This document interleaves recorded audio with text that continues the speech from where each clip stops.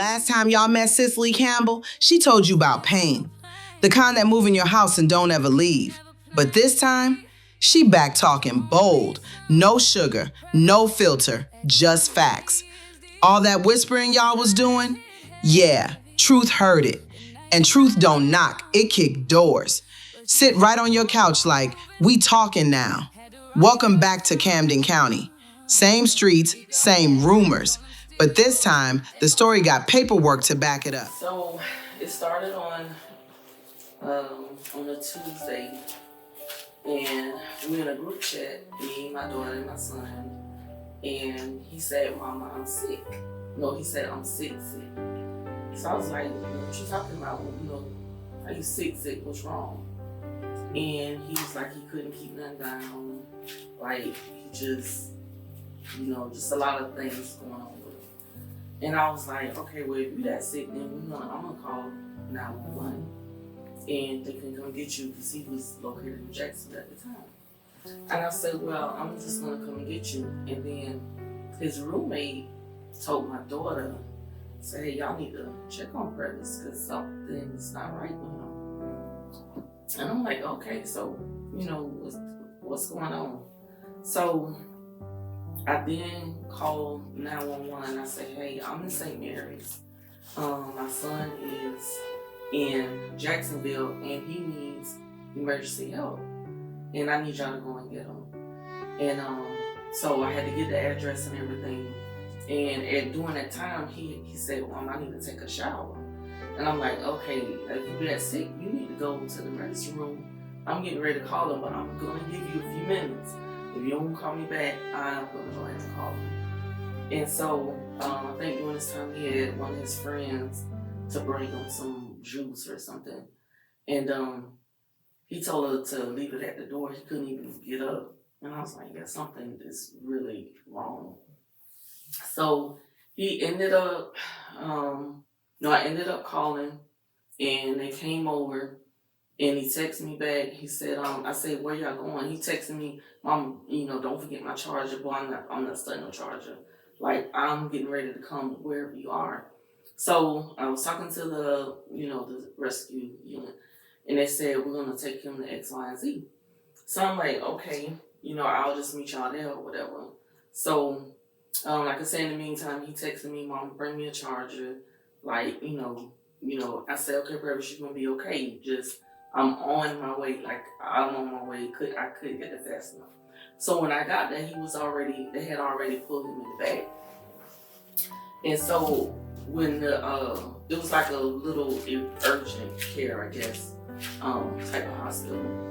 And when I finally talked to the doctor, he said he's like not doing good. Like all of his organs are shutting down. And I was like, what you mean? Like, he just said he was just sick or whatever. Like, what you mean is organs shutting down? So I'm like, and something don't make sense. So he was like, it's gonna get worse before it can get better. And I was like, okay, well, you know what I'm saying? Well, just do what you can do, whatever, just do what you can do. So by this time, I'm sitting like real worried. I don't know what's going on with him. How his organs shutting down already? Like, what's going on? So they end up transferring him to the big hospital. And I'm like, I was able to go back there in the room with him or whatever in the waiting area. And then, so during this whole time, like, he couldn't see. Like, his vision was blurry.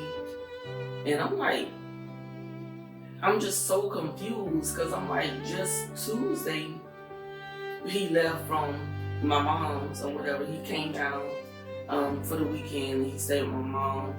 And he was, fine looking. But you can look at him and kind of tell, but you just, I know he's, got some issues or whatever. So, but everything was fine. And then before that, though, I was glad I had all my kids under one roof because I fixed them a big breakfast thing that was on a Saturday. So I was like real happy about that. And I think he ended up staying the night with my mom. And then I think Sunday is when he left. And then Tuesday is when everything went down.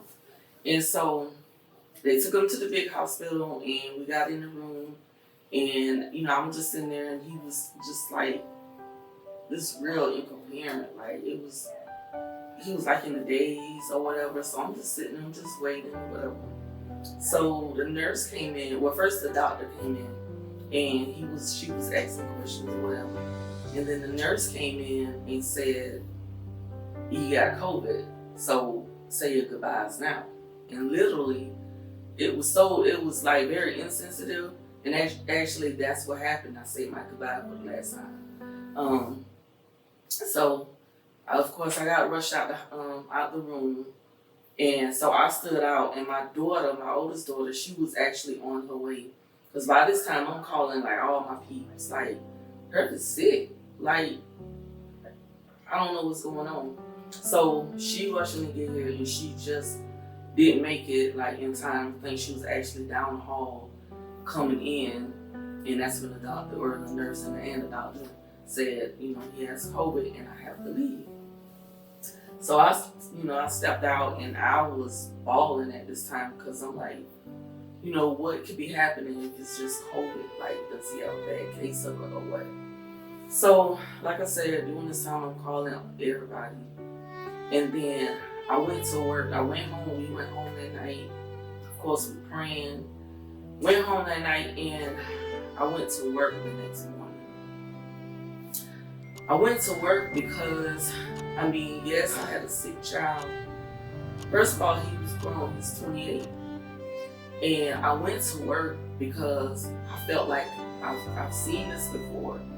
And I know that they're going to give him some IV, and I'll explain all this later. They're going to give him some IV, they're going to pump him back up, and he's going to go home. So, of course, that's what I was wishing. I didn't know how severe it was. So,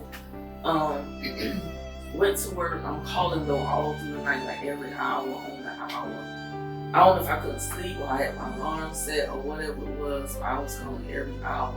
And the nurse was like, no changes, no changes, no changes. So I went to work, and then when the doctor did call me back, it was like we had to put him on the ventilator. All this time I'm still not thinking death, because I'm just like, I just wasn't, I don't know, just call me crazy, I don't know, I just wasn't thinking death. I'm like, I know Curtis has been in the hospital before, and they're gonna give them some IV, they're gonna pump him back up, maybe his blood is low or whatever, they're gonna pump him up, and he's gonna be good to go. That wasn't the case. So I already was feeling guilty because I felt like I went to work knowing my child was, in the hospital, but at that time they wasn't gonna let me stay anyway. Now looking back, maybe I could have just sat in the waiting area or something, but I was on the phone with the hospital round the clock. So like I said, I felt kind of like bad because I wasn't there, but God knows, what I'm saying? So it could have been different if I was there, I don't know. So anyway, when they told me, that it wasn't looking good, and I'm like, it was putting him on the strongest antibiotic, maybe like 3 of them, I think he said. The strongest, I guess, in the world, I don't know, but it wasn't bulging, whatever. And so nothing was working. So I'm like, God, you gotta fix this. I don't know, what is wrong with my child or whatever. And looking back, I could see some things where I know my family noticed some things, and we just thought it was just with the territory, I guess. I don't know. So, and then his father flew in, I think that Wednesday, and by Thursday they was telling us there was nothing else they could do for him.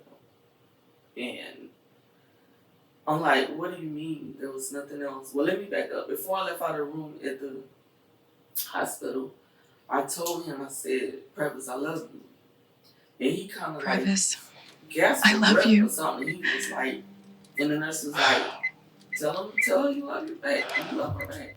And he was getting that, but he was like, he couldn't get his words. He knew that he was getting ready to leave. But anyway, he said, I love you too. And so that was that. I used to always tell my kids I love them. So I didn't feel guilty about that or anything. I was good with that. So he always knew that I loved him or whatever, I was there for him like throughout to the end. So that Thursday is when they told us, hey, we're gonna have to take him off life support. And I can only look at my child through the glass, because back then when COVID first came out, it was like nobody could be around you. It was isolated. So he's just in this room with this big old whatever machine going, and we're all just looking at him like, I think he was in the ICU, and we was just looking at him, just looked like he was asleep, and the whole time it was like we couldn't do nothing. And so that Friday is when we had to Thursday night was when we planned to do it for Friday at noon. So all my family was there, and then it was 12 o'clock was coming, and then 12:10 came, and I'm like, okay, it's hope.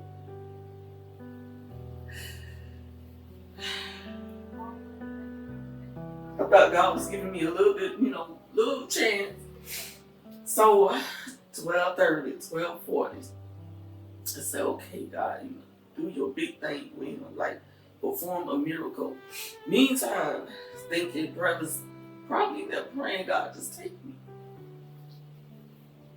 But I was being selfish, like, what I'm saying, don't take my child. And so I think about one, it was a little bit after one. I told his dad, I said, you can sign the papers. I don't want to sign anything that has to do with taking him off of nothing. And but it was for the best. They said, well, he was going to get worse before he got better. So I just figured it was a chance, what I'm saying, that maybe he'll come through this or whatever. I don't know what's going on, but maybe he'll come through it. And, and they said if they like resuscitate him or anything like that to break his bones, my son was already this big. And so I'm like, I don't want y'all to break his bones. Do what you can do for my child or whatever. And just looking at him in that bed, just like helpless, and of course as my pastor came, not my pastor, but my bishop came, my church people came, my family came, everybody was there, and we were just like praying for a miracle or whatever, So as a mama, like, I didn't want him to suffer. So I think it was just best that he, we go ahead and take him off the ventilator. And when they went inside, they took all the tubes off and everything. And then I guess they turned off the ventilator. And it wasn't even 5 minutes and he was gone. And so, then they still didn't let us in, I think, for like an hour later. So my son's sitting in the lifeless at this point. And then we still had to like put suit on everything just to go over there, and I just laid over him and cried. Because I could not believe my son was gone. But looking back, I'm thinking like, what could I have done? So when people ask me, what happened? I said, my answer would be, he got COVID. Or he got COVID. But the reality of it is, he did have some issues. He had his immune system was not. I don't want to say that. He had a suppressed immune system, okay? He did. And so, oh God.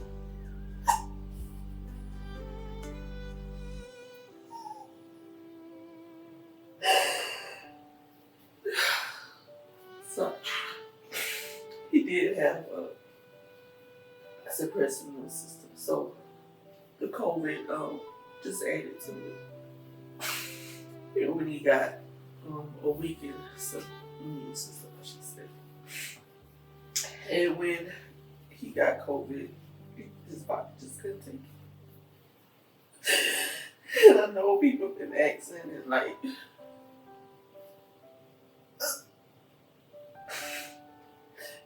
And this whole time, I'm having to say, yeah, he bad from COVID. He bad from COVID. Because truth is, that's what initially took him out. But, and some people knew, of his condition. And I'm sorry to have to say this. I'm sorry to my family. But everybody speculated, and I mean, hey, it is what it is. It is what it is. And but at the end of the day, it's my child. It is my story, it's his story. He here to tell the story. My child wasn't perfect.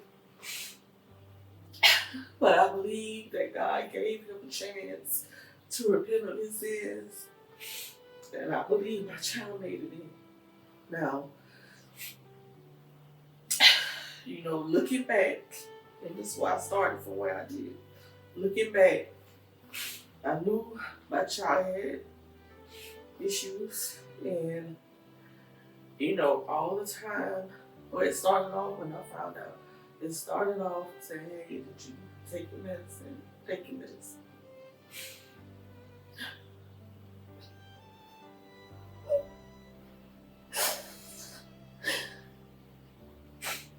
And then they got old real quick, so I didn't want to keep asking him, is you grow? Who wants to keep reminding over and over again of what, the condition he was in?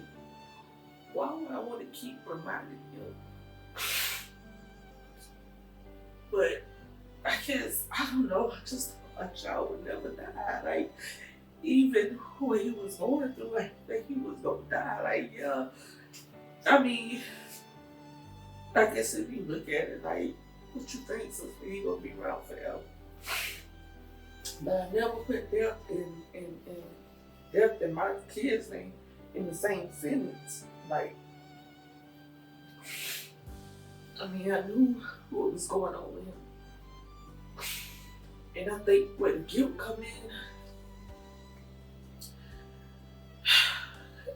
is I should have stayed on top of him.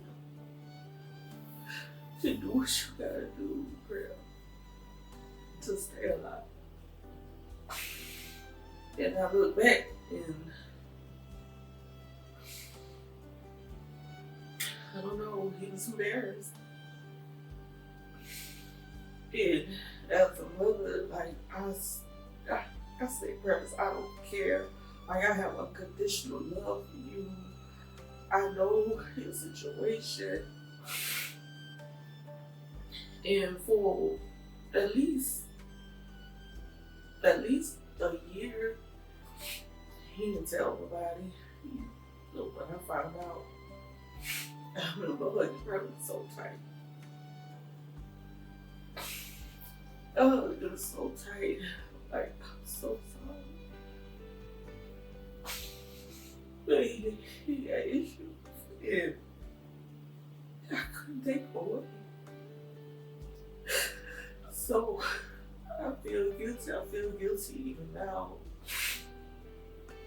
Because, and then it got out, everybody ended up knowing. Some people did, some people didn't. He had one quote unquote friend that spread it it. And, so me sitting here knowing what's going on, I'm like, just don't give in to the rumors, just don't worry about it. But I didn't want to keep asking you every day, just need to take the medicine. So the guilt I feel now, like even now, living with this grief, I feel like, where do I go from here? Because I feel so bad. The fact that he is gone, and then another fact that I do feel guilty because I feel like I didn't do enough. But who wants to keep being reminded, hey, I gotta take the medicine. I ain't taking it. He's grown. He Yeah, of course, he didn't want to live with his situation. And I remember him telling me that he be sitting on like the dock or whatever. And I'm like, boy, you finna do that.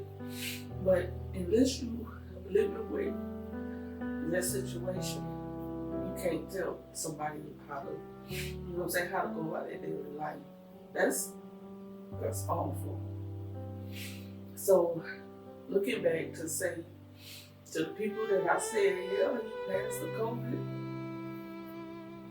he had other issues. Yeah. So now I try to just keep his memory alive. I try to do birthday things, set up balloons and all of that. Just try to keep his memory alive. I done started writing books. I find it to be very, very beautiful. And I thank you for this opportunity because I'm no longer like living a lie, I guess. Because I didn't want my son's business out there like that, you know what I'm saying? But the truth is the truth. I know even at the hospital that people was like, because the doctor ended up saying it was sepsis or whatever. And, I had somebody was like, exactly why you got infection all over his body. And I'm saying I knew what was going on, you know what I'm saying? But, and like I said, he had been in the hospital before because of some issues or whatever. I guess he was not taking the medicine. And then I'm like, you gotta take the medicine or whatever. And I've seen it before when they go in the morning and get something like IV or something. And then he'll come home or he'll stay there a couple of days or whatever. A few times I have been in the hospital. And a lot of my family, they'll be like, wait, Bria, Jacksonville, who is this from? Whole time I'm in the body. Whole time my son in the hospital, a couple of days. At the time, only my mom knew, because I know my mom was close. That's my boy. Whole time, yeah, Jacksonville. Because that's my child. Now I'm finna tell the kids. Whole time, I'm losing the line. Doing something wrong. So, like I said, I'm sorry. If I'm hurting family business. And yeah, I do wanna, I don't wanna take his life.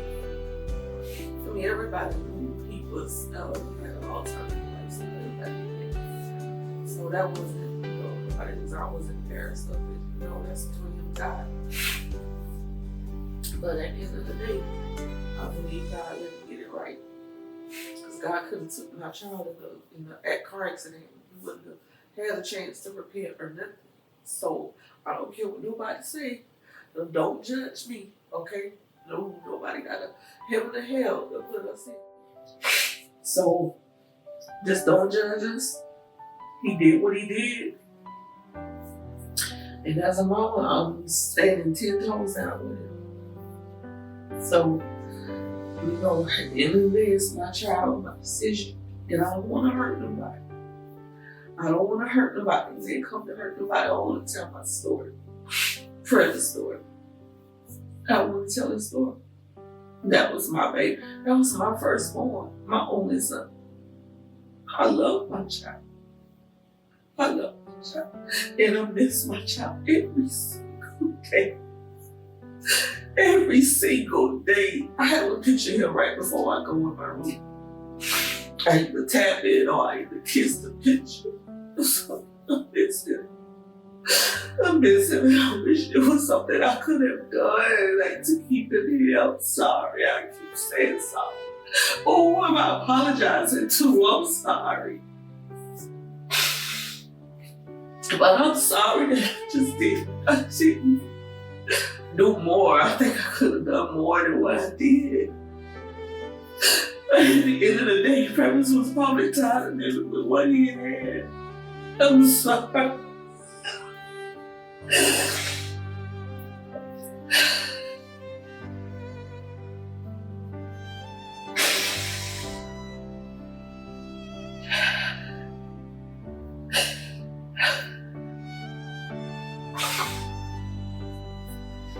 Sorry. And purpose, like I said before, purpose probably was praying. God, take me already. Because I don't want to deal with this when I'm dealing with it. Do you know how embarrassed my child probably was? And then some of the friends that he had, well, I ain't gonna say something, one in particular, she wasn't there at all. He got some really good friends that, you know, even thinking about me even now. My family is thinking about me even now. And I have my good days and I have my bad days. You know, like this past, his birthday was June 19th. And matter of fact, today, 2021, July 19th, is when we put him in the ground for the last time. July 19th. Never to see my child. Never to see his body again. So today is kind of bittersweet. It's actually 4 years. 2021. And his birthday, June 19th. And then that was his last birthday. He celebrated with friends. And then not even a month later, we had a baby. So you never know when your last time is. You just never know. And so now, like I say, it's just dealing with the guiltiness, I guess, of just not pressing him more to take your medicine. And I mean, if I could just get it back, I don't know, I would certainly do things different, but I couldn't drive it in his head. I just couldn't. He probably just didn't want to live with it and just rather not take the life. You just figure you just won't take it. And that's it. So now we're just living with, you know, like I say, it's like a wave, you know. You just have to ride it. And this is the cards I've been dealt with, and so I'm just gonna play around. So just now, I feel like I do feel like I'm free. Cause if you thought, you know, you talking around my head, child, she's saying COVID, it ain't COVID. If you thought what you thought, so be it. It is what it is. He gone now, and we can't take it back.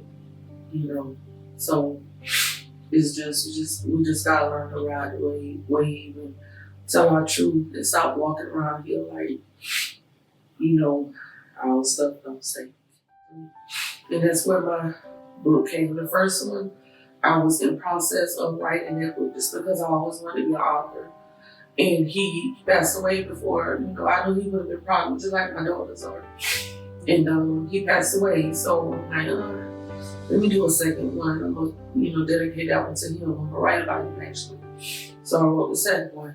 And then I wrote a third one, because I found out it's very therapeutic to just write. And I think when I write, I'm writing my fourth book, but I think if there's another book in me, it would be this. Tell your truth. Tell your truth. Tell your truth. It might be a tell-all book, I don't know. But tell your truth. The truth will set you free. The truth will make you free. They talked. The whole Camden County, Georgia had something to say. But let's keep it real. None of them was there when it went down. They don't know that kind of pain. They don't know what it's like to hold a secret so long it start eating you alive. This is Dr. Patrinya. I'm not your medical doctor, I'm not your therapist, and I sure ain't your mama.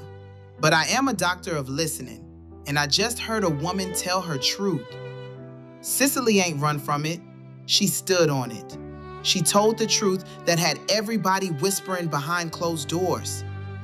Now it's out. Ain't no more rumors. Ain't no more I heard.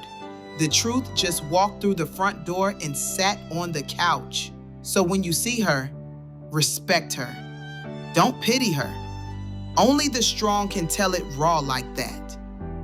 This, my story, my truth, my reality, a docu-series by Allegedly the News, Inc. And next time they run their mouth, tell them, we recording.